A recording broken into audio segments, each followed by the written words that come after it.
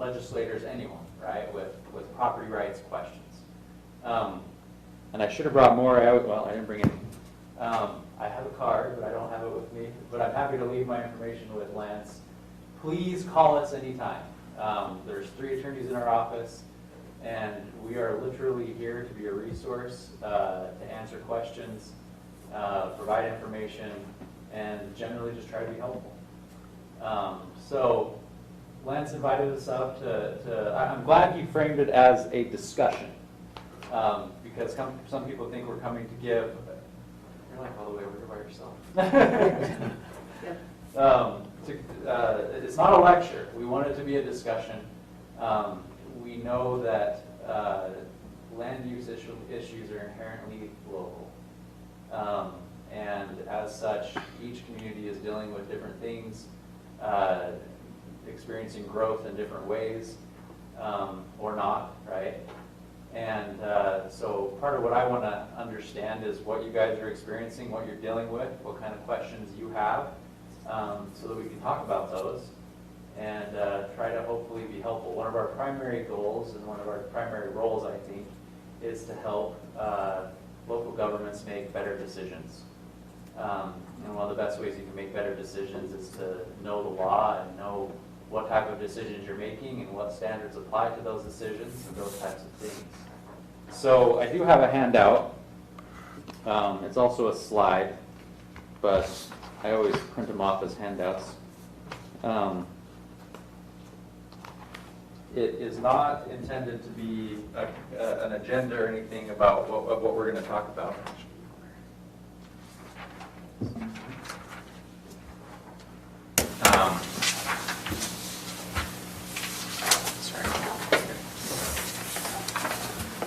And then anyone else is interested, we'll just view right here.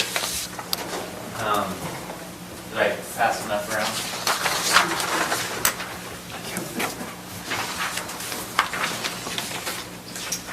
So we kind of call that our little Jeopardy board of common legal issues in land use. And again, it's not intended to be an agenda, other than if you want it to be, right? So it's to get kind of the juices flowing of typical topics that we run into or people have, right, in planning commissions and city councils in dealing with land use. So if you see one that you think is interesting and you want to talk about, please speak up, bring it up. Anyone in the room, happy to talk through it and answer any specific questions you have. So with that, Lance had given me a few items to kind of, we wanted to go over and address. I think that he got from you guys about the specific topics to talk about. I think we're going to hit them as the discussion goes along, and if we don't, we can bring them up as they do. But with that, hopefully the juices are sufficiently flowing. Does anyone have any questions, issues they want to talk about or walk through initially? Otherwise, you're just going to hear me talking a lot, and that's no fun. But I have a couple of questions. I've always been curious about the vested rights people have, and just particularly in the planning and zoning, where you have concept and various phases. Can you kind of address that a little bit? Certainly, thank you. That's a great one. That's a good question. And it's a big one, right, as far as property rights go and land use. So the whole idea behind vested rights is that when you talk about zoning, zoning in and of itself can change, right? So if I have property and I'm not doing anything on it, at one point in time my property might be zoned for agricultural, and then the city can change, or the county can change it to commercial, they can change it to residential, and as long as I don't put it to any use, right, the courts have said that people don't have any right to a continuity of zoning, right? So that zoning can change, and as long as you're not doing anything on your property, you don't get any right to continue to do something, right? But when you start doing something, or in Utah when you apply for something, then you get your rights vest, right? So Utah is considered, every state does it a little differently. In some states, in order, and what that means is there comes a point in time at which a property owner needs to have certainty about what they can do with their property, right? And so in a lot of states, someone has to get approval from the county, and then they have to start putting things in the ground, and things have to start coming out of the ground before they get a vested right that says, county, you can't change the rules on us anymore, right? You can't come along and say, oh, you wanted to do commercial here, now you can only do agricultural, right? Utah is an early vesting state, right? It's pro-property rights, essentially, in that you obtain a vested right as soon as you submit a complete application and pay all the applicable fees. So if my property is currently zoned residential and I want to build a house, then as soon as I come in and say, I want to build a house, here's my application, and I pay the appropriate fee, as it relates to that application, the city can't change, or the county can't change the rules anymore, right? And I get to know what the rules are in the code that apply to me and are going to be applied to my application, right? But until that point, the planning commission and the commissioners can change things, right? And they can change rules, and as long as you don't have a vested right to something, then you'll be subject to whatever those rules are at the point at which you do put your property to some beneficial use. So that's kind of a general overview. Did you have a specific question related to it, or? Well, I'm trying to follow what you're saying. So like if we changed, or we recommended to the council that they change a zoning, the people that are there, they're not necessarily grandfathered in with the old zoning? Well, so that, to the extent that they have a grandfathered right, they may be, right? So let's say they've been doing residential. Do you have an example, maybe? Not necessarily. We discuss this a lot about creating different zones, how we'd like to see the county, and I've often been curious about people. So yeah, and I think I see what you're saying, that there's the principle of vested rights, but then there's also what's considered, and it's a form of a vested right, a legal non-conforming right to do something, right, or a grandfathered right. So if I'm putting my property to a certain use, if I've been doing it, right, and under the rules that apply, it's allowed to do, or there are no rules, right? If there are no rules, you can do whatever you want with your property, as long as you're not a nuisance to someone else. That's the basic rule, right? But there's also a recognition that local governments can impose zoning requirements. But if you are putting your property to a specific use that is legal, and then the county comes along and changes the zoning so that what you're doing is now illegal, if you were to start doing it, they can't take that away, right? You do have a legal non-conforming right to continue that use if you've been doing it lawfully prior to the zone change. Who decides what the nuisances are? Usually the courts. Local governments can establish nuisances through local codes, right? And then you have to have a procedure set up so that people can argue that they're not being a nuisance if they believe they're not.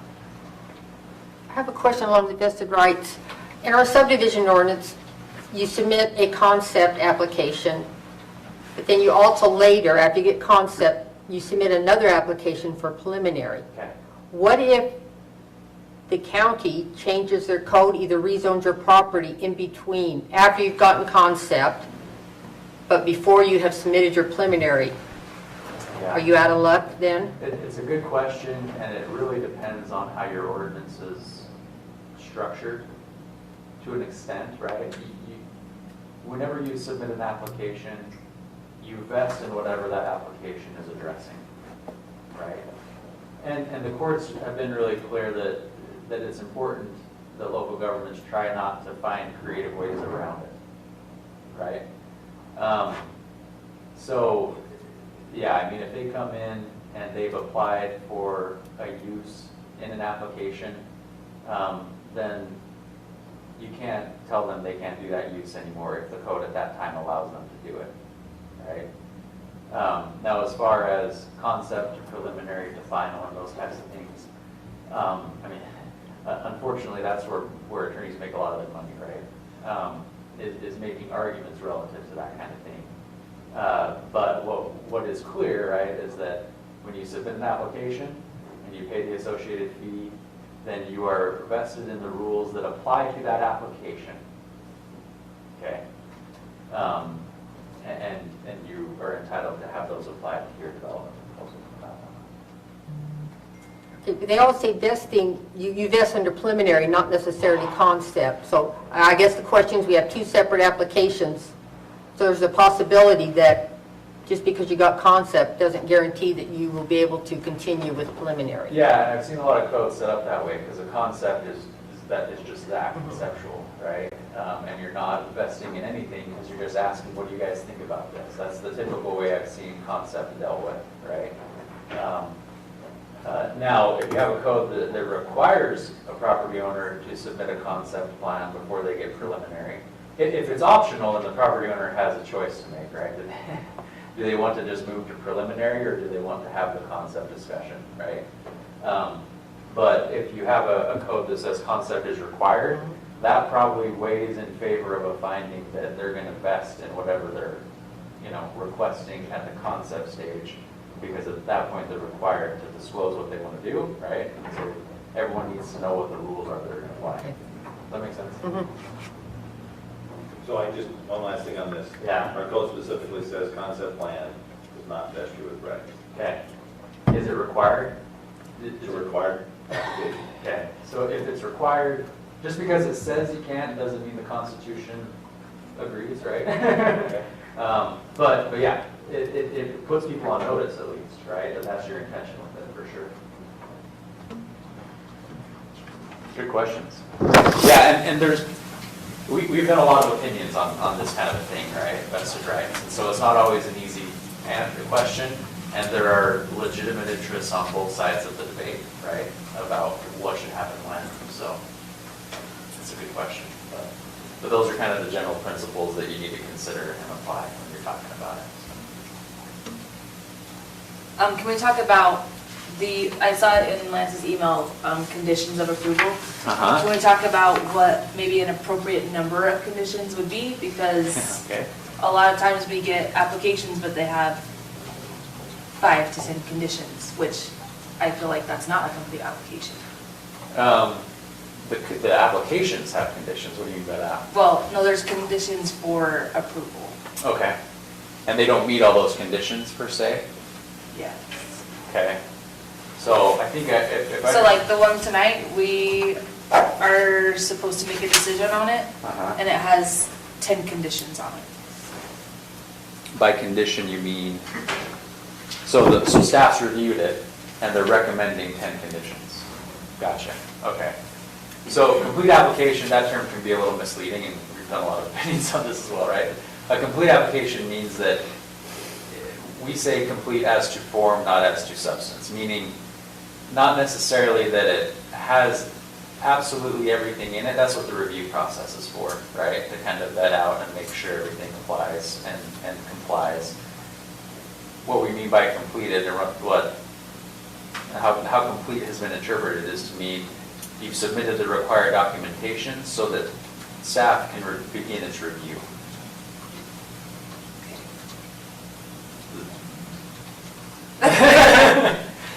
So what happens when a condition is that they get something submitted? Then, yeah, so, and that's what the review process is for, right? So you might say, hey, in this case, we need a soils report, or we need this additional documentation. Now, if you have an application submittal form, we always recommend you have something, like a form that says, these are all the documents you need for an application. If something is missing off of that list, there's a good argument to make they don't have a complete application, right?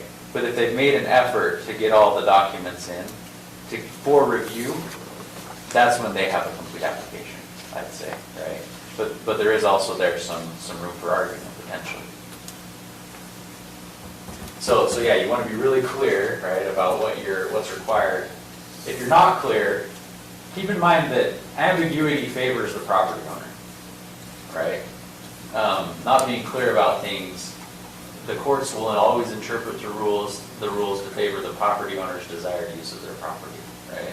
Because zoning regulations are quote-unquote in derogation or, contrary to a property owner's rights, right? So they're gonna interpret them narrowly and strictly, right? So it benefits you as local officials to be clear about what your requirements are, because if you're clear, then those requirements are going to apply, right?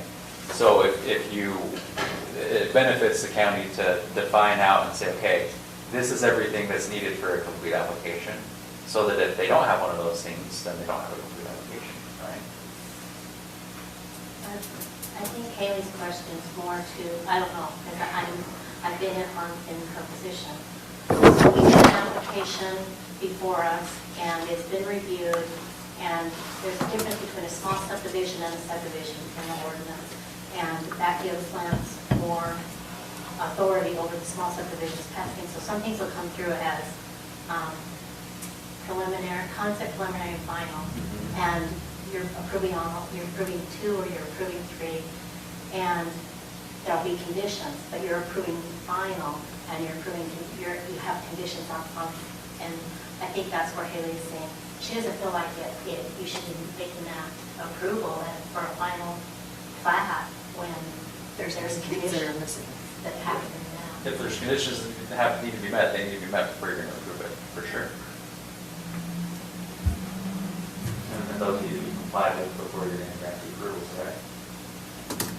That's my Am I missing something? If there's conditions precedent in order for the approval to be met, then yes, they have to be met prior to the approval. Correct. If there's a condition imposed upon enactment of the approval as part of the construction process, that's a different issue. That's a condition to be satisfied as the applicant moves forward with the project itself. I didn't know the big ones were going to be here, guys. I think they need to make the different distinction between those types of conditions. Because you could have a plat or any other approval that has multiple conditions that need to be satisfied in the development process. It's a good distinction, yeah. And just to further clarify, the conditions are usually, this document has to be submitted before we'll allow it to be recorded. Okay. Or the water line has to be put in before it can be recorded, but we're still approving it in concept. So Yeah. I want not to. No, yeah, and I that think- is I an think important there's- distinction. If Very there important.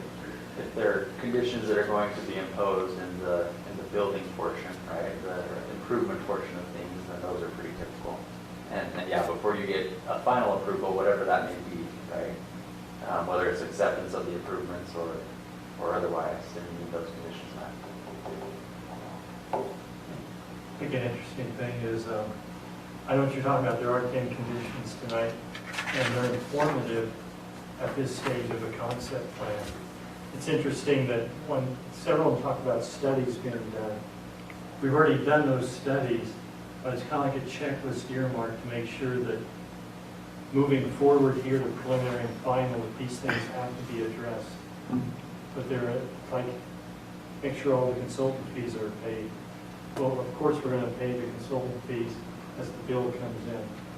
Make sure the geologic and the geotechnical study's been done. That's already been done, but it's typically part of the exactment process for the preliminary stage. This is just a good checklist to make sure that moving forward, we have those items. So in this particular case, what we're talking about, I think they're most of those 10 items are informative for future phases. But I'm not worried about it on a concept plan. I think she said I'm like- talking about the final Or even Yeah, decision. and maybe the best way to summarize, right, is there's the review phase and then there's the development or the construction phase. And yeah, before you're going to grant an approval to move forward with the construction phase, and you're talking about the review phase, there's conditions that apply there, and then there's conditions that are going to apply in the development phase, right? But each needs to apply to its own, for sure. So.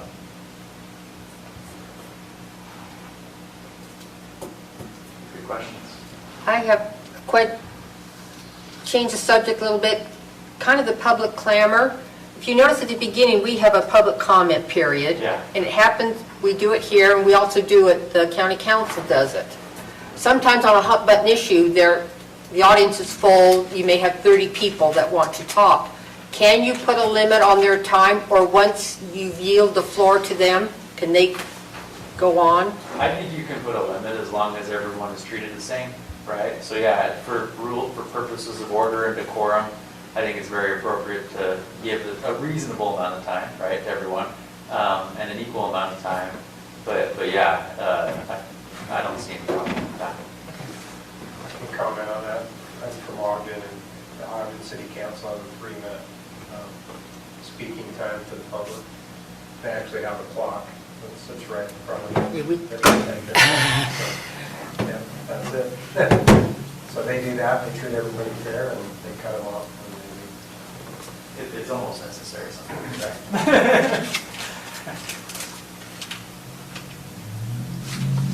Is that something that we would need to make a motion on? Like to limit their speaking time?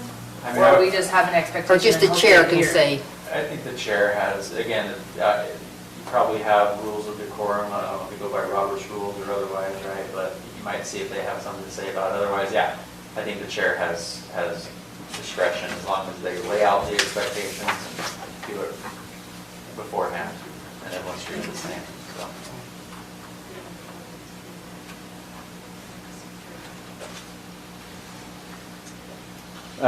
I know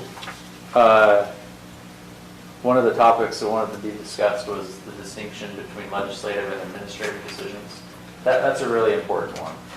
So I thought I'd make a plug for it quickly. I really appreciate, and I think it's awesome that you divide out, right, on your agenda, what are administrative decisions and what are legislative decisions. Definitely a best practice, right? Insofar as, and maybe you guys already know this, so stop me if I'm sharing things that are obvious, but I know that planning commissions roll over and there's always new people and we all need to learn more at certain times, right? But when you're talking about administrative decisions, that's applying the law to the request, right? So you're not making policy at that stage, right? You're saying, okay, what are the rules and how do they apply here? With legislative decisions, you're making recommendations, right, to, is it the commission up here, county commission, or is it council? Sorry, I should have looked at that. What do you guys think of it? Yeah, the commission from council. We didn't have a choice. Okay. You did. It seems like the trend is the other way right now, but yeah, when you're talking about legislative decisions, you're making policy, you're recommending policy, right, to the legislative body, and you're asking yourselves, okay, what do we want to, and that gets to the public clamor question, right? A lot of people don't like the term public clamor. It's kind of a term of art that's been used by the courts. When it's useful, it's public input, right? When it's not useful, the term public clamor is used, right? But when you're talking about a legislative decision, you need to listen to everyone and what they have to say within the period given, right? Whether it's 2 minutes or 3 minutes or otherwise. People have a right, when you're talking about legislative decisions and you're making legislative decisions, to share their opinion in that regard. With administrative decisions, you need to weed out the clamor from the input, right? And make your decisions accordingly. So there's my plug for that, and recognizing, right, when you're wearing which hat, whether it's administrative or legislative, because if you try to cross the two, you're probably going to end up violating some laws. So. What's that? Sorry, I've got to ask. So the workaround in Utah, because I haven't worked in Utah very long, just a few years, is, well, on the administrative items, they'll just all speak in public comment. Okay. Interesting. And so they'll just, it's basically a public hearing on that item in the public comment section, which is open and you can say anything. And the way I've seen commissions address that is pretty much exactly how Commissioner Sessions did, right? Is to say, okay, as far as specific items are concerned, save your comments for those. This is a general public comment session, but sometimes you can't prevent it, right? So, but yeah, that does definitely work to try to keep a little bit more order and decorum in a lot of cases. So Jordan, maybe you could talk about even the difference in the content of the comment. What makes something a submission of factual supported information to the body, whether it's the planning commission or the county council, or just a statement of opinion and how that relates to the public planning procedure. Okay, yeah, if I understand where you're going, I mean, we're talking about evidence, right? And often we talk about different components of evidence.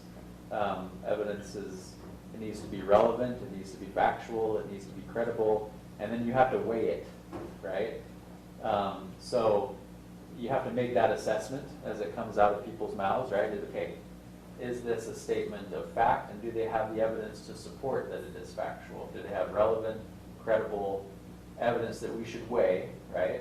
And that gets in a little bit to, there was a question on here, weighing expert or professional comments with public input and concerns.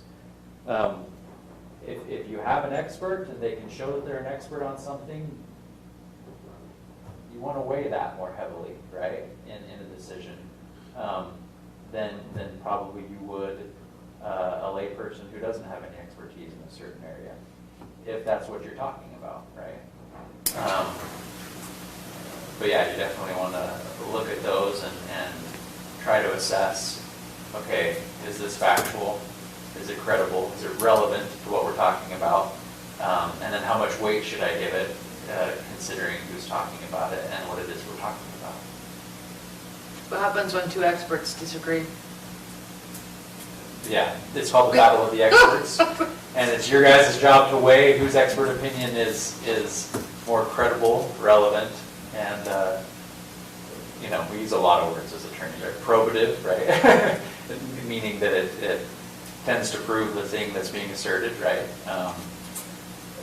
It can be tough sometimes, but you gotta ask questions and hopefully try to, and that's, when you're making an administrative decision, you have to support your decision with substantial evidence, right? That doesn't mean the most evidence, it just means some good evidence, right?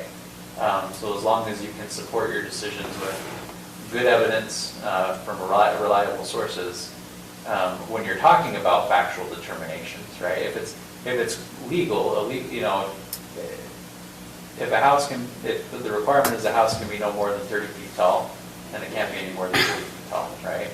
But if it's an area where a certain type of discretion is given, or there's a question about what the facts are, then any decision you make needs to be supported by some good evidence. And along that line, for example, in our subdivision code, we send out notices to neighbors within X amount of feet, 1,000 feet. Also, we put a big yellow sign on the property inviting public comment on This is for what kind of decisions? administrative, Okay. a subdivision. Okay.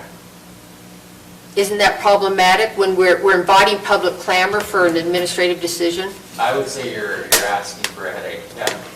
And state law doesn't require public, so we've got public meetings, right? Which you have to do everything in public meetings. Public hearings, state law does not require a public hearing for any administrative decision. So it's really up to you and your local code if you want to do that. Different people have different opinions, right, about whether or not that's a good idea. If you do allow public hearings and have public hearings for administrative decisions, my recommendation is, I mean, I've been in communities, I worked in a community where on the application, the whole back of there's on the agenda, the whole back of the agenda discussed what types of things are appropriate and not appropriate related to legislative and administrative decisions as far as comments are concerned, right? One of the problems we see a lot is that people come in thinking with an administrative item that because I have a right to speak, I can change the rules, right? I can convince the commission to change the rules. If you're going to have public comment on administrative decisions, you want to make it very clear up front that the rules can't change, right? The purpose of providing comment for an administrative decision is to try to determine what the right facts are if you don't have them.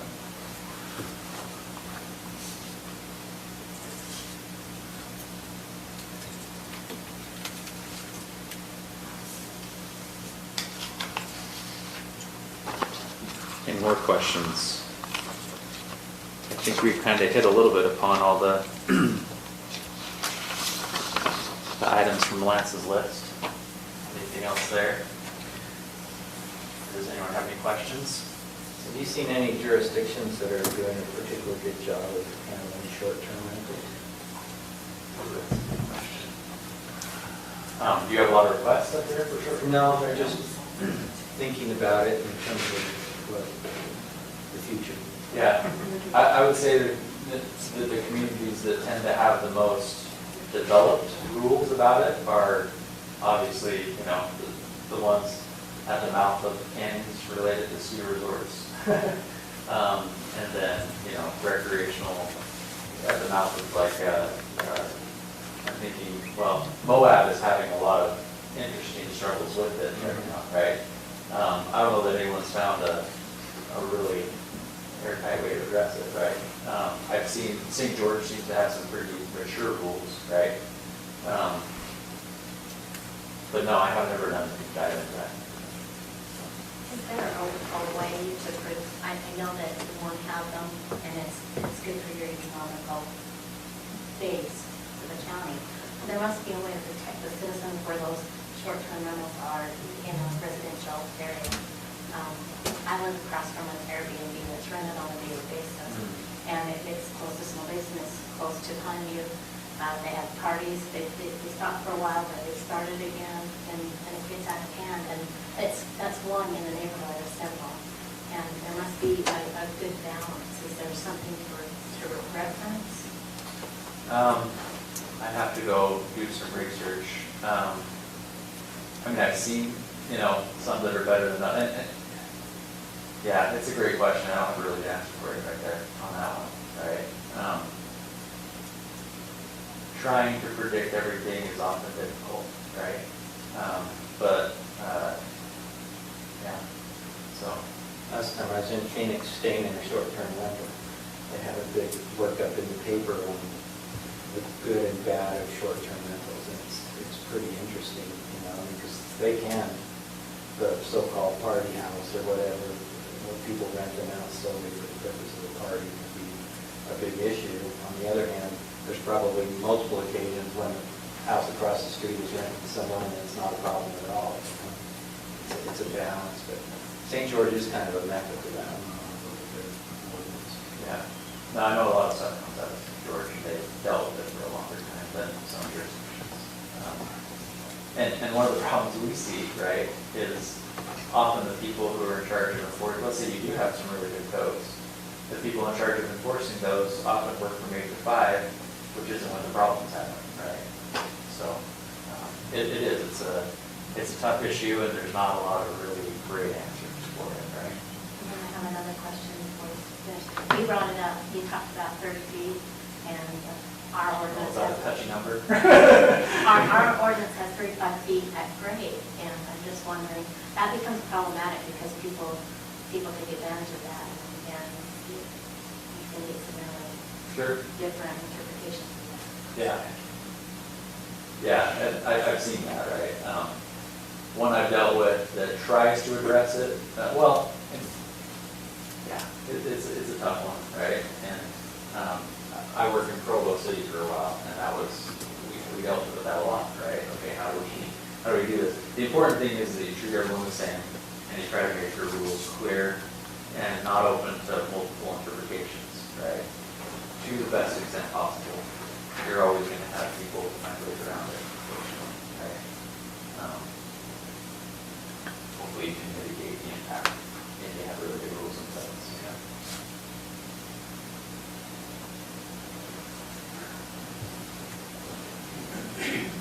Is the party here now? Is this? We're ready for your presentation.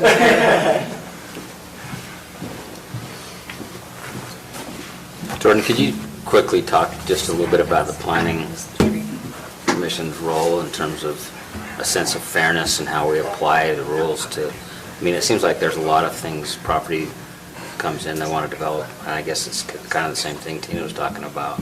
Do we have an obligation to try and be even-handed, or can we kind of do what we Yes. think is right, or Well, sorry. For I that got the last particular- part there. What was that? can we do what we think is correct? I guess do we have to have a sense of fairness, or is that not really required? What type of a decision are we talking about? Well, I think Tina's example, I mean, if you go up into an area where they want a 60-foot tall barn versus a development in the Mountain Green area where you were saying, no, not anything over 30 feet, do we have an obligation to try and be even-handed or fair that way, or do we?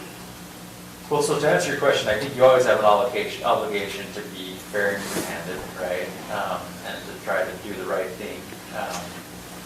Sometimes that's open to a lot of different interpretations, right? If you're talking about an administrative decision and someone's requesting a building permit, then you need to treat everyone the same, right, to the extent possible. If you're talking about a legislative decision and you're initially deciding, okay, how tall do we want buildings to be in this area, then you can consider community preferences, right? The courts say that all the rules have to be reasonable, right? But as long as you're making reasonable decisions that reasonable people would make, then you can say, yeah, we only want things to be this high in this area, or we want setbacks to be like this, right? We want densities to be along these lines, right? There's certainly a lot that goes into that, right? A lot of people have a lot of different opinions about who's pulling what communities are taking their fair share of undesirable uses, right? Whether that's high density or otherwise. But as things currently stand, the legislature gives local governments a lot of discretion in the decisions they make in that legislative realm.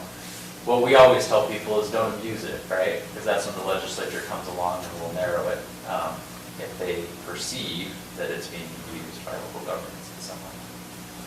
So, does that answer your question? Yeah, thank you.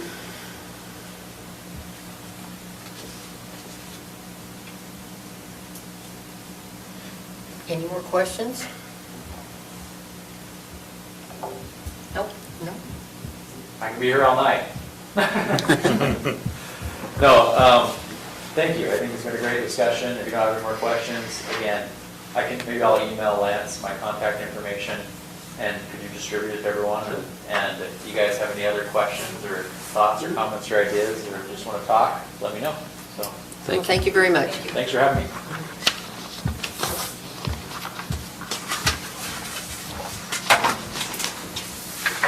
Next on our agenda is agenda item 7, discussion decision, Golden Hills Concept Plan, a proposed 16-lot subdivision concept plan located on 2,601.3 acres north of East Canyon State Park.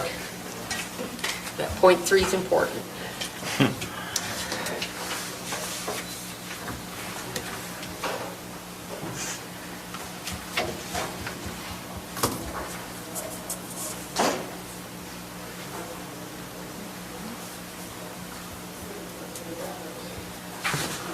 Hopefully the projector turns on in a second.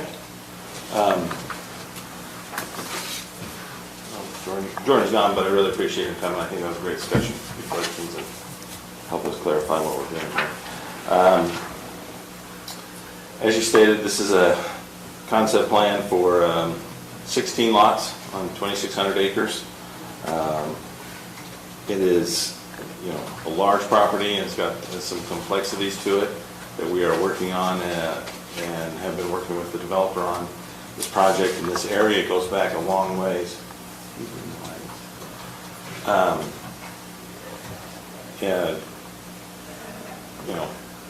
From different various applications.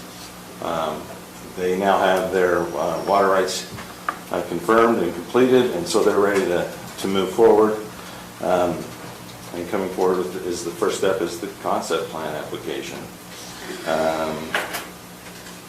Let's see. I think it conforms to the general plan. Let's talk about the area, I guess, really quick. So East Canyon State Park, Highway 66, and Highway 65 has frontage on both of those state highways. It's all natural resources and recreation in the future land use map. And the zoning, we did do a little bit of a rezoning on some chunks back here to get it all to MU 160. You might remember last year, about a year ago, I think. And that's what we're looking at. I think this is the best layout to look at in this case. They're planning to have 3 roads. Road C here will have access 3 lots, lots 1, 2, and 3. Road A will access 4 through 10, and then Road B over here on the east is actually going to go up to 6 lots. They are proposing that because of our subdivision ordinance, we require private streets for lots more than 4, and we allow private lanes to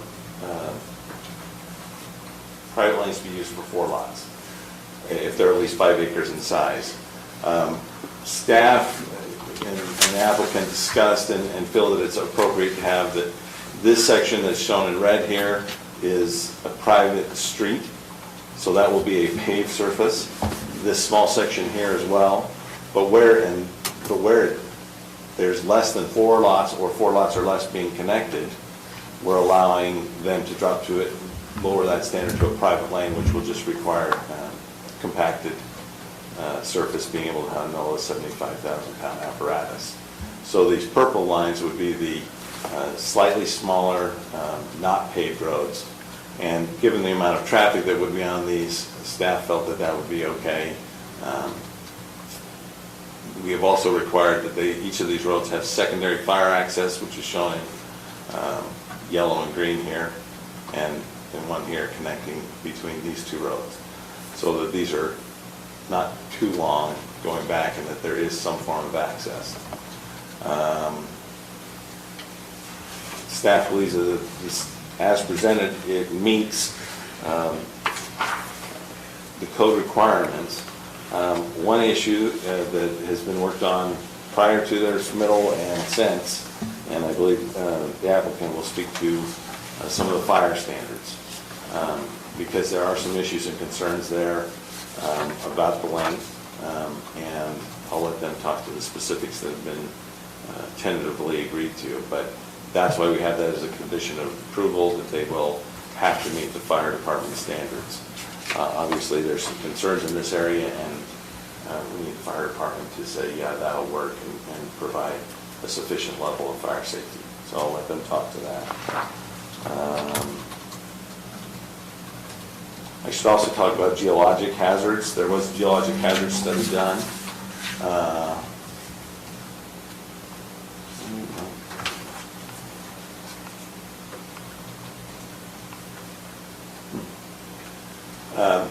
We did not require a geologic hazard investigation on all 2,600 acres. That would be a huge, a ridiculous undertaking. What we have allowed and what they have studied is 2-acre building sites on each of the lots. That would be the building envelope. So those areas have been looked at, been looked and studied for their geologic hazard impacts. There's some recommendations on how they should be built there in that geologic hazard report. They would have to meet those, and we would make those as plat notes.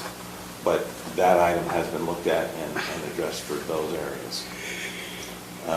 And then also the sage grouse is another one that we have worked with the state. And there was a lek that, I think it's on lot 7, an area that will be a no-build, no-disturb area to allow for the sage grouse lek that's in that area to exist and not be disturbed. So we've had that plat note added in previous conversations, and it's something that will be addressed in more detail in the preliminary plat. Any questions for me? So, for buildable area on each of these 160, they only have 2 acres that they can build on, is that what you're saying? And that's No. already predetermined? I should rephrase that. And this is concept, so we really haven't gotten into that detail. It's not being shown, it's not being approved with this. But in the preliminary, yes, that is the concept that we're going to go with. They will be able, I misspoke, it's not a building envelope. That's the area that's designated. If they choose, and it has the geologic hazard, so there is a buildable lot. And that's what we want to make sure. If we're platting it, there's a buildable lot, it's been studied, it's a safe place to build a house. They may go outside of that, or at least the concept would be that they can go outside of that, but then they have to do another geologic hazard investigation individually. So the lot will have an area that they can It's build on already right taken now. care of. It's established. It's not like we're kicking that down the road. If they choose to build outside of that, then it's on their own. So that'd have to be like a condition or something that's put in our, That would be in the plat the notes. plat. Was a geohazard study required where the roads are going? I believe it addressed it a little bit, and I can't recall right off the top of my head, I believe so. But that would maybe be at preliminary too. Yeah, and that'll all come forward at preliminary, there's a lot more details that will come forward there, but just, This is another one that'll come more to it too, but like where you got the two roads connecting for the fire.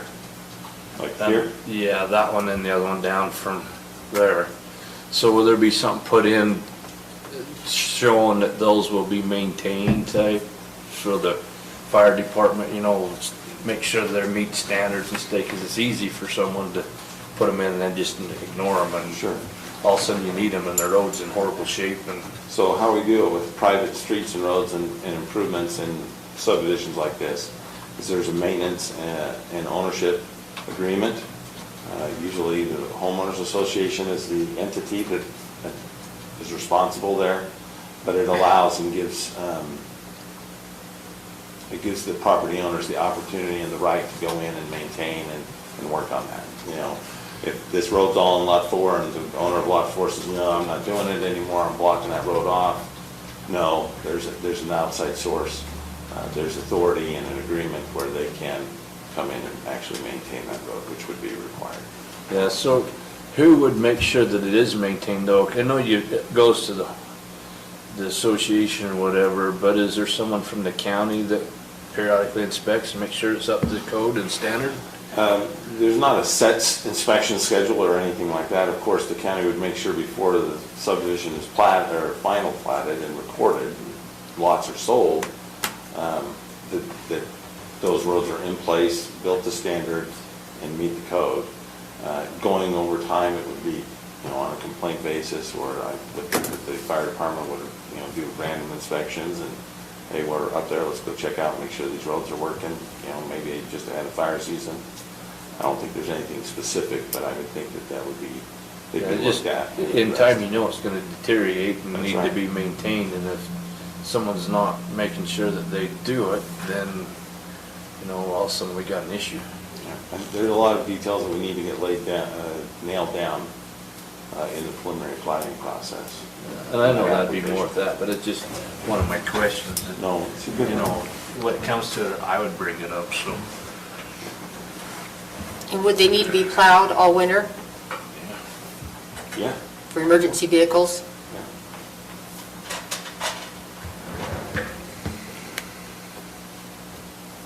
I'll turn the time over to the applicant then. I'll then present a few items.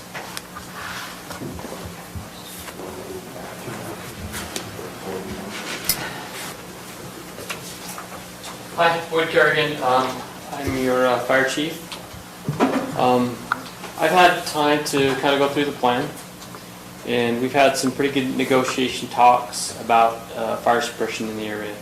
So my main concern was wildland fire affecting the homes, and also the homes, if they do catch on fire, moving from the home to the wildland. When that happens, it generally moves from the home to the wildland to the next home to the next home to the next home. So what we've agreed on to mitigate that is we need at least 500 gallon a minute hydrants with tanks, and with at least 20 psi residual, with a flowing pressure for a duration of at least 40 minutes. The hydrants are going to be listed out specifically for our department so we can hook to a hydrant. Each homeowner will have to put the tanks in and the hydrants. We stipulated that they can't be closer than 50 feet or farther away than 250 feet from the structure. So I feel like that will give us time, because it's gonna take us at least 30 minutes to get there with the engines. The brush trucks will be there in 20. It's gonna be at least 30 to get our engines up there. By then, the fire is gonna be well established. So if it is a structure, I feel like with the 40 minutes on that hydrant, we should be able to pretty much take care of just about anything. If it goes longer than 40 minutes, then we're gonna have to, we'll look at options using other hydrants that are gonna be up there. So each lot will have this system in it. And that will be on the plat, so they can't build until that's in. We've talked about good neighbor rule, so if we have a wildland fire that's approaching the development, we're going to be allowed to use those hydrants to fill our brush trucks to try to stop a wildland fire from entering their property. So I feel like it's a good plan. I feel like we've got someplace with it. So as far as fire goes, I feel like it's going to be good. Let's give us some water source up there because we have nothing. So, questions on the fire side of it? I just had a quick question. It's probably not your answer, Boyd, but what are the requirements for roads in terms of steepness? I look at that switch back there and I can't help but wonder what the grades are on that. Have you looked at that, Boyd? I can address that. We've got it at 10% maximum. And the reason it does what it does, because we were very particular at making sure it was 10% or less. We wanted to minimize the cut and any kind of disturbance up there. So we took the pathway of exactly just under 10% grade. That's why we don't show just a random line going. What is the county's requirement on that? I believe it's 12% is the maximum grade. I think it is fire. For some reason, we did 10%. I can't remember why. I would rather have 10% for sure. I mean, some of the areas in Mount Green are almost inaccessible for us. Are the radiuses They're on pushing the the, envelope for sure. are the radiuses on the roads large enough that the fire engines can turn around them? Yeah, we're going to need to make sure that. What's kind of interesting is the map is at such a big scale that it looks accentuated, but typically we're used to a minimum radius of 28 feet. We usually strive for 40 feet on those. It's a good point. Speaking of map. Yeah, the access roads, we did have them put those in. So if we do have a wildland fire in the area and it cuts these people off from advancing out their egress, they have a second option to go to the next road and advance out another egress. So I feel comfortable with those two, as long as they're maintained. Should the water storage tanks be 20,000 gallons for 40 minutes at 500 gallons a minute? Because you got 10,000, which is only 20 minutes. Yeah, so we just talked about that, and that's something that we just, because we were going to come in and discuss that. So we've agreed to the 20,000 gallon tanks. So it'll meet the duration that I'm going to need up there. Okay. And also this says 50, not closer than 50 and not further away than 150. Yeah, that's So you something. said 200. Yep, that's something we've also agreed on. It's got to be 250, not 150. 250.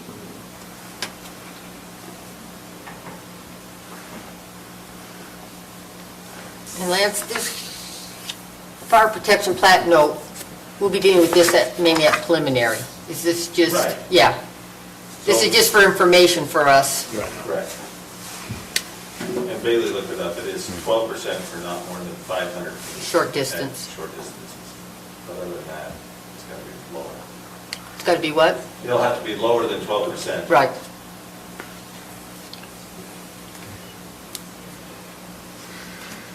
So as long as it's below 12%, they're still good?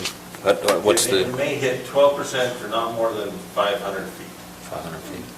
Everything else has to be lower. So, there could be section where it's 12% for a short distance. Have you looked at that? I'm just curious to know. Is it I haven't legal? driven it back there, I've looked at it, it's. We actually have, we have plan and profile sheets on all the secondary access roads. So we've already analyzed it, and we were at the preliminary stage before, and we provided all that information. So we're kind of stepping back just for a minute, taking care of concept, and we'll supply all that information. It's actually sheets 6 and 7 in your packet. Okay. But we, I just realized we didn't label the grades. We'll make sure we get those labeled. I was gonna point out, each of these circles is 1,000 feet apart for the fire truck turnaround. So, to give you an idea of that road's What's the diameter of them? I can't remember. I think it was in our, 110 feet, I think. yeah. That's correct.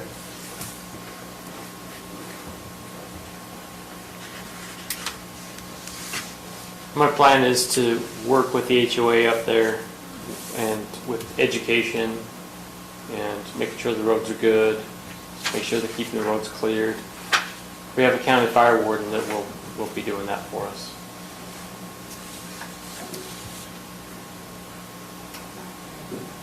So at what stage will these roads be in place? Do you know that when they start? Will they have to be in place when they start selling lots, I guess? I would assume so. Yes. Yeah. Well, not, well, they'll be able to record, It'll be yeah, part of they'll the place them before they. Okay. And I plan on working with the developers too. Whenever we start something like this, they start building roads, it's opening up the vegetation, the grasses, the sage. And what that does is, as the road opens up, the sun starts beating on the roads, and now you have dryness of vegetation that it's never had before. So we could get a wildland fire start by just a dozer or someone working on a dozer, any ignition source. So we never had the ignition sources up there besides lightning. And now we're introducing all these new ignition sources into this area, which is going to be impacted on the county if they start a fire. It's county responsibility to put it out, so we're going to have to be spending all this money. So I plan on working with them, just like Wasatch Peaks, and educating them, making sure they have a good plan, making sure they know what they're doing. In certain weather aspects, red flag days, we're not going to let you work. You're going to have to shut things down until things cool off, and then we'll let you go again. So we have plans. I'll get with the developers on those too and work with them.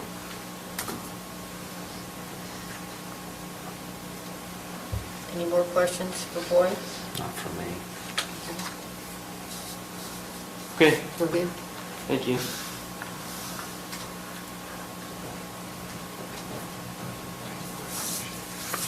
Jim Flynn, it's been a while. What we've been doing for the last year and a half is getting the water rights secured on the 16 futuristic lots. And that's why there's been a little bit of a gap. In that intervening time period, we had concept plan approval in 2017. We had the preliminary plans submitted a year later. And we've actually done the final plat with all the construction plans for the first phase. So we're kind of just getting our legs underneath us again, and it's been good to be able to cover these things up front. We had a good meeting with the fire department, and you're right, it is 20,000 gallons. So each lot will have a minimum of 20,000 gallons storage that will always be present in the tanks for fire protection for that house. So there'll be, each and every house will be at least 20,000 gallons storage. So it's kind of a pretty impressive thing, I think. Anyway, we're happy to move forward, anxious to, and anxious to answer any questions you might have. Go ahead. So how are you gonna fill those tanks? The tanks, 20,000 gallons of water, that's gonna be quite a bit of water putting in there. yeah, what's going to happen is the homeowner will drill a well. These will all be, the notes in your packet are plat map. which are requirements that each homeowner has to have. Those plat notes will be part of on the plat, but there'll also probably be notifications in CCNRs and things. Each homeowner will need to fill their tank with their private well, and will probably set the float switches for 20,000 gallons minimum, and then a maximum of 25,000 gallons. So typically, homes will use about 300 to 400 gallons a day, so they'll have inherently a 10-day supply. And when the float drops down to 20,000 gallons, their individual well will go on and pump 5,000 more gallons into it.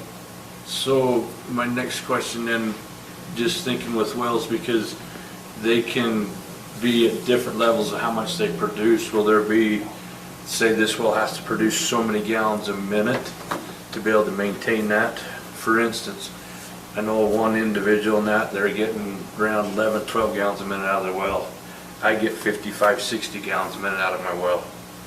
So if you got a one that doesn't produce so much, just something I think we need to think about how well that well's going to produce to fill those tanks. Yeah, it's kind of, the very first thing we did on this project, I said, I don't want to go anywhere with this project until we do a hydrogeologic study. So 5 years ago, it's on sheet 1 of your plans, we document the hydrogeologic study, and each and every lot, let's kind of point to this. This is all the hydrogeologic study notes. Then it tells the expected well yield for each and every lot in the subdivision. And there are areas that are stronger than others. Typically, I don't know in the county, I'm used to there being like a 2 to 3 gallon per minute minimum, or a 7 gallon per minute instantaneous well demand. And so, per the hydrogeologic study, all these lots are in areas that the expected well yield will be at least that. Have 55 gallons per minute would be amazing. That'd be great. Typical house, you have 1,440 minutes in a day.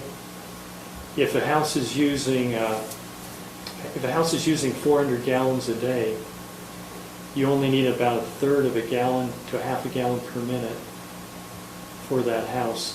Obviously, that feels way too low, so we have factors of safety, which typically, I think the county has a 2 to 3 gallon per minute minimum. All of these are expected to be better than that. Actually, much better.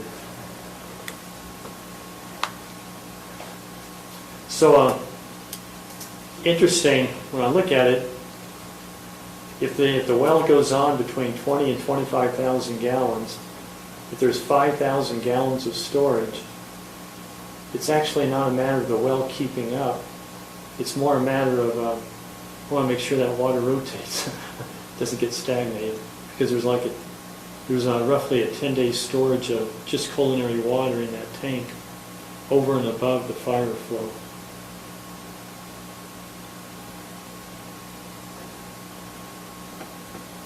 Any more questions? The applicant? I don't really have any. Okay. Thank you. Thank you. Any discussion among the commission?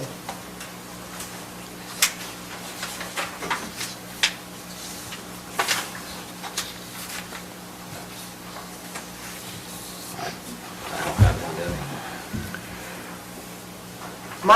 any. This subdivision meets code. It's probably not the best layout, but since we don't have, and I've talked with Lance, a flexible subdivision ordinance that they could cluster the 16 homes on, let's say, 100 acres and put in a culinary water system, we're left with the subdivision. It does meet code, apparently, as per the staff report. So what's the difference in this one and the one that we've already seen? That somebody has already seen? That had access easements which we talked about last year. Correct. We modified the code and took out access easements could only be used to access a single lot. So these roads where they're accessing more than one lot, not allowed. Access easements, you know, so they need to put in roads. And this is the road configuration. You know, if you're accessing 70 lots, you can't be through an access easement, you have to do a road. On lot 11, it gets split by the highway there. Yes. We discussed that, I remember, I mean, that was a long time ago, but that is not non-conforming, correct? That is conforming? I didn't think a lot can be split by road. Yeah, that's a good point. I think they called it open space. Is that what they did? Yeah, that rings a bell. Yeah, I think that's what they did the Okay. last time. So then would lot 11 still be 160 acres without the additional? I don't think so. Just, So we would need to, that's a good catch, I didn't think about that. Yeah, so this is showing the lot line includes that. So we'll have to do something with the configuration of lot 12 or something. I think in the notes, it said there was no open space also, when we were reading through that, so that would have to be updated also.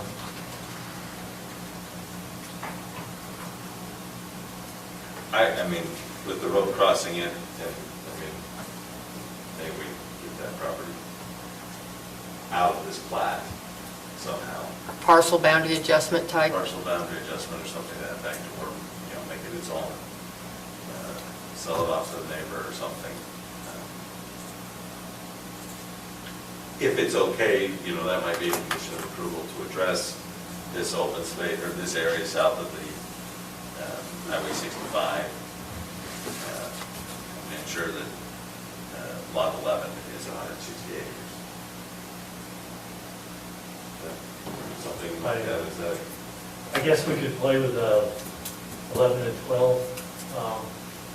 We've got the highway dedication going through there, so that's definitely excluded from the acreage of any of the lots. What we show right now is lot 11 having 160 acres and lot 12 170. Pardon the main, it's kind of a subtle thing, but an important thing. All of the property lines run right up the center of the road. That's the intent. So there's no, that's what we're trying to do as best as we can. So there's a visual identification where the guy's property is on one side of the road and the other is on the other side. It would take some plat manipulation to change lot 11, but I'm not saying it can't be done. Okay. What's the little triangle on the, between 12 and 11, That's a good point. next to the highway? That's actually a privately held parcel by somebody else. Maybe do a swap. Yeah. Give them the ground on the other side of the highway.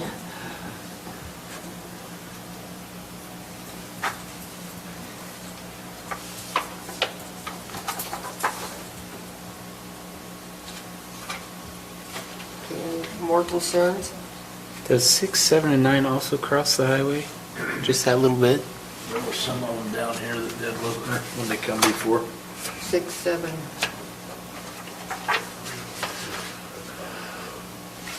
I can't remember, I think there's 9.5 acres. Some reason it looks bigger than that. That was part of what the discussion was But- when they come in last time, was that little bit right through there. Yeah. Right, that needs to be addressed.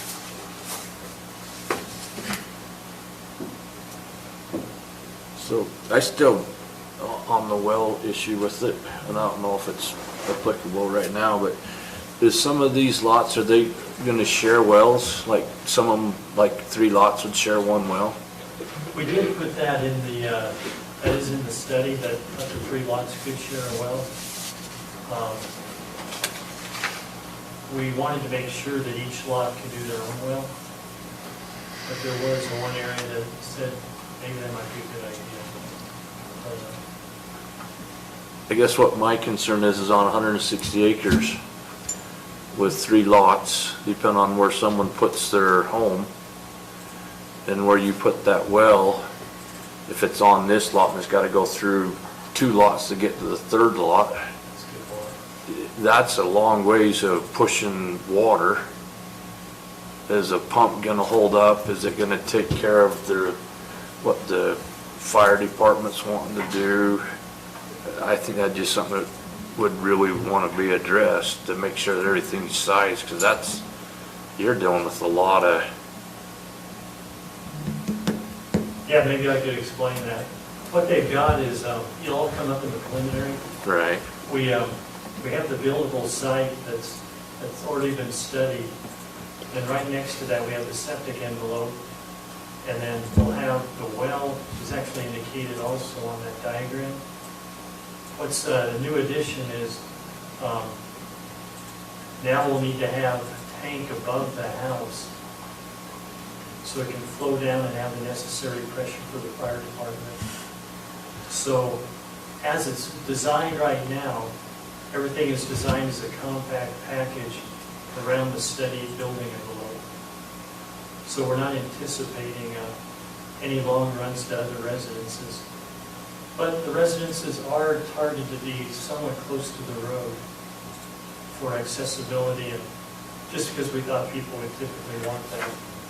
So the bottom line is, the anticipated well site the water rights are tied to is close to the house, all the houses.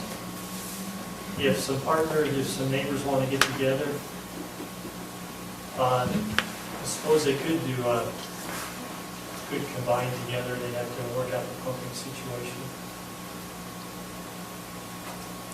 I just found the old plat. It's, that pocket is 27 acres, so it's pretty substantial. Okay. And so the way it's cut right now, it's like you've only got 13 extra acres to play with between lots 12 and 13.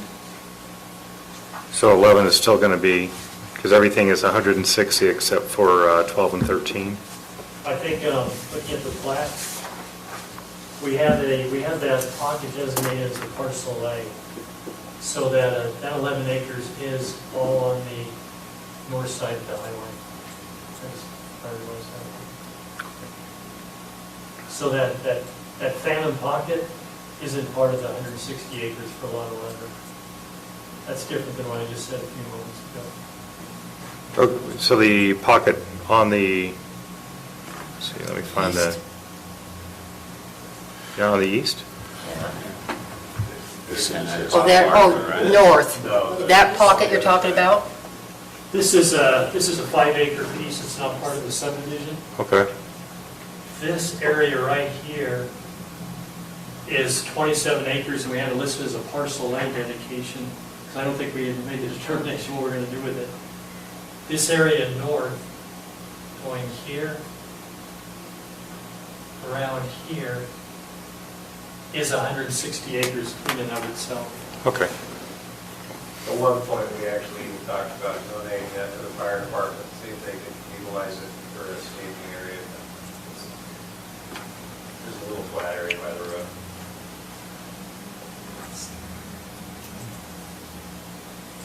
Okay, any other? There's one thing, whoever makes the motion, and I talked with Lance, condition number 3, it talks about the proof of culinary shares, rights, 800 gallons per day, and it talks about irrigation shares, rights, that they need to proof that up, and maybe add the words, if applicable. There's no irrigation water here. But that's part of our code, requires proof of irrigation, but they don't have any irrigation shares.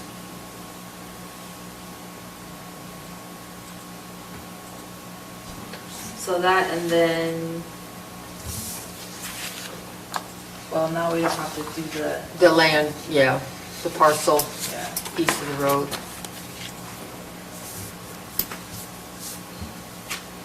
So if anyone is ready to make a motion.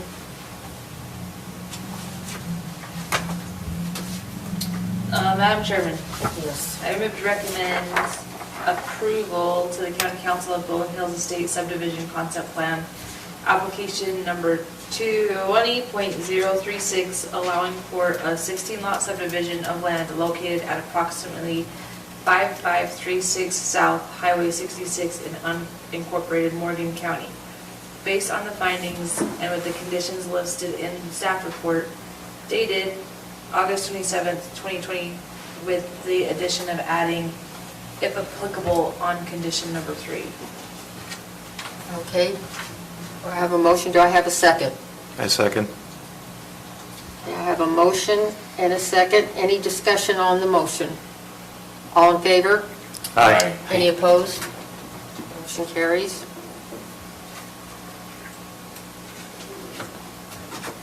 Thank you. Thankful to be back here quick. Thank you all for your time.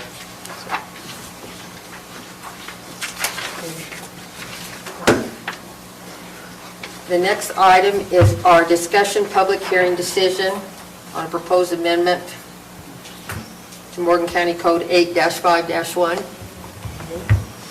Okay, so this is the proposed amendment that we came up with to clean up and update the commercial zoning district ordinance. So we have asked and received comments during 2 different planning commission meetings, and we have added all of your guys' comments and recommendations to tonight's recommendation. So we recommend that the commercial buffer district, general commercial district, and the business park district be removed. And this is because they are very similar to the neighborhood commercial district and the commercial shopping district, so it was just a lot to have in our code. Very similar, same kind of allowances and everything like that. So we recommend that the commercial buffer district be replaced with the Mountain Green commercial district and the Peterson commercial district. And we came up with this because there's a lot of uses in both Mountain Green and in Peterson that are zoned commercial buffer, and they are not in compliance with the zone that they're in right now, so if they wanted to make changes, they couldn't. So with the Mountain Green commercial and Peterson commercial, they will be in conformance with the zoning. And it will also limit less desirable manufacturing in that area as well. So we've also combined similar uses into a single category taken from the NAICS Association. So for example, we had 5 different categories for concrete manufacturing, and they all had the same allowances. So we just combined all of those into one concrete manufacturing. Still same allowances for each zone. It doesn't change anything there.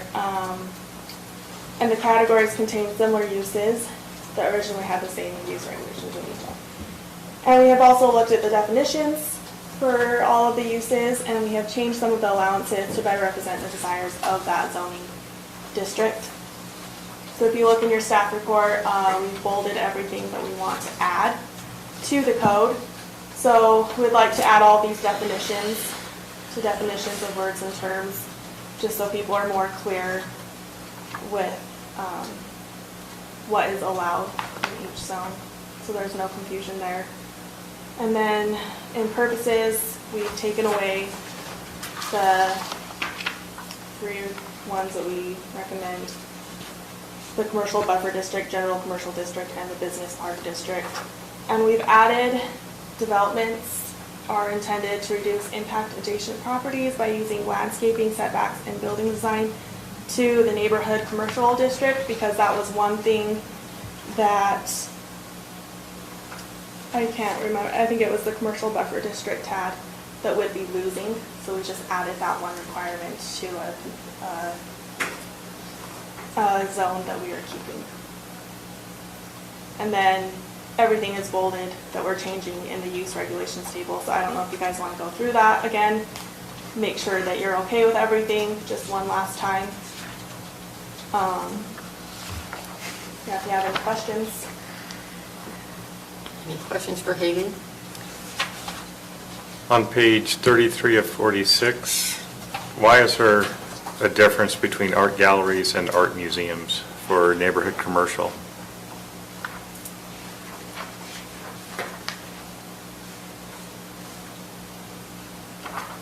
Oh.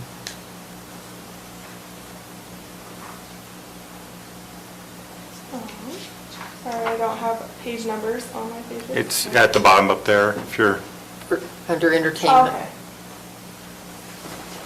Those, they weren't changed, so we just kept how it already was. seems like they're the same thing. I mean, I know one is commercial activity, but, Yeah. I mean, it's attractive.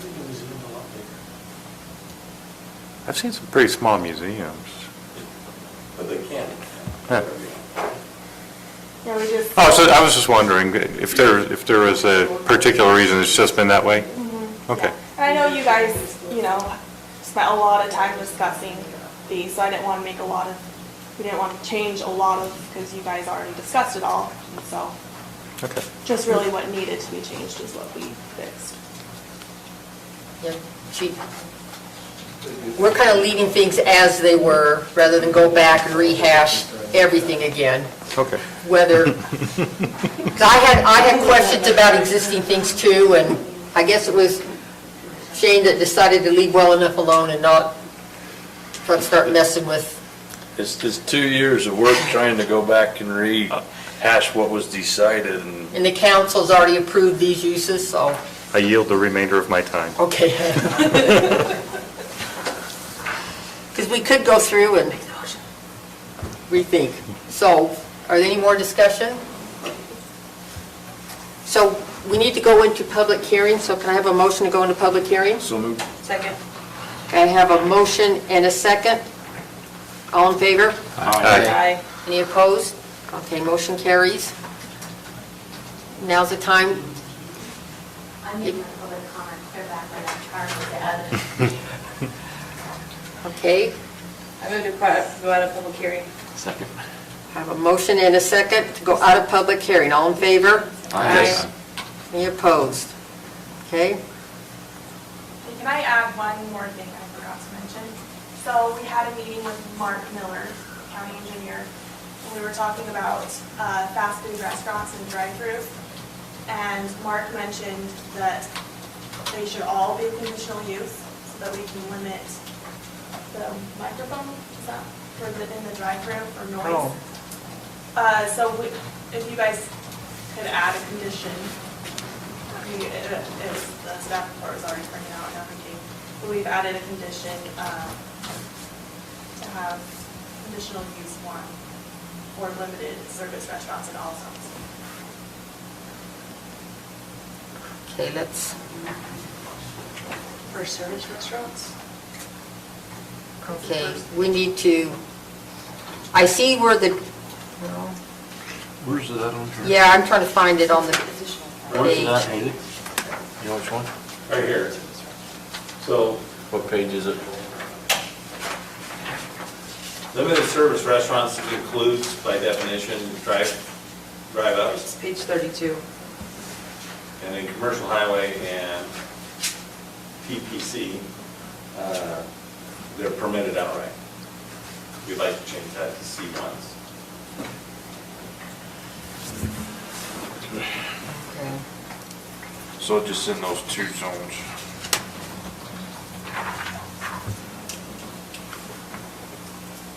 So whoever makes the motion can make that change. Shane wants to do it. Haley, you make a motion, I'll second it. Madam Chair, Yes. I move that the Planning Commission recommend approval to the County Council to approve the revision of the Morgan County Code Section 8-5C to update the commercial zoning districts ordinance based on the text listed in the staff report dated August 27, 2020, with the additional finding that limited service restaurants in Zone CH and TPC need to be C1. Do I have a second? Second. Have a motion and a second. Any more discussion? All in favor? Aye. Any opposed? Motion carries.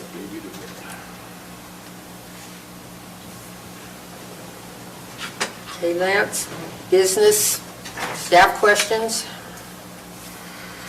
So, business, just an update, I believe I informed you previously that we had, we received a grant from actually Utah Department of Transportation to do a general plan with working with Morgan City in order to save costs. There's a lot of base information that we can overlap and do together. And so that request for proposal has been drafted, and we've started shipping it out and advertising it to various planning websites and consultants. And that it opened yesterday, and it will close September 18th. So hopefully we'll get a few proposals on that and be able to analyze the proposals we receive, possibly do interviews, make sure that we're interviewing we're getting a consultant that understands Morgan and can work well with us, and we move into start drafting a general plan, updating. I think that's the big one.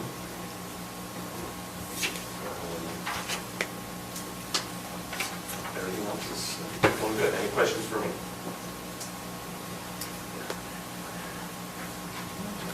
Okay, thank you. Next is the minutes. I move to approve the minutes. I second.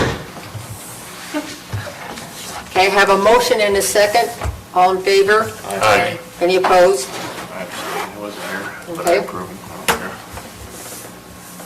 Well, are you abstaining or not? I'll abstain. Okay, I'm not here to change the issue.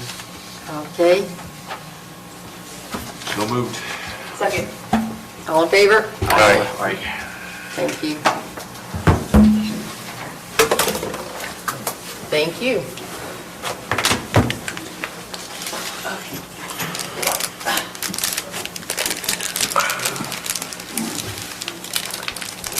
Have you done the meet yet?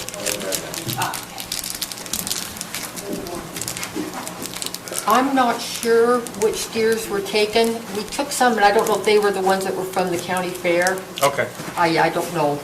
okay. I got an order in with you. right? Yeah, we got your order. So I don't know if your steer, or if it's gonna be Before you leave, I want the next. 10 minutes. I think it was county fair steers that went already. Okay. I doing fun?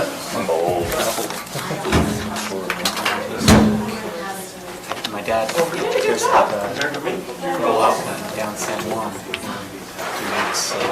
Oh, does he? Yeah, very excited. Muzzle loader or like? Okay. Let's see, because it's archery right now.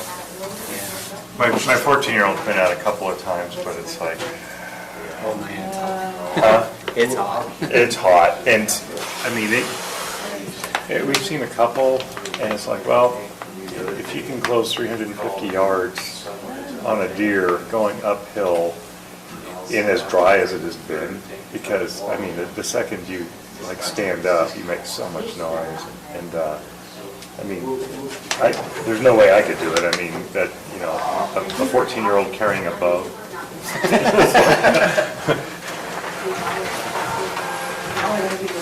And then the next day, they know that you were there, so they're gone. And so, they are hanging on the farmer's fields, and they're coming up at night today. But, you know, from what we've seen, they're not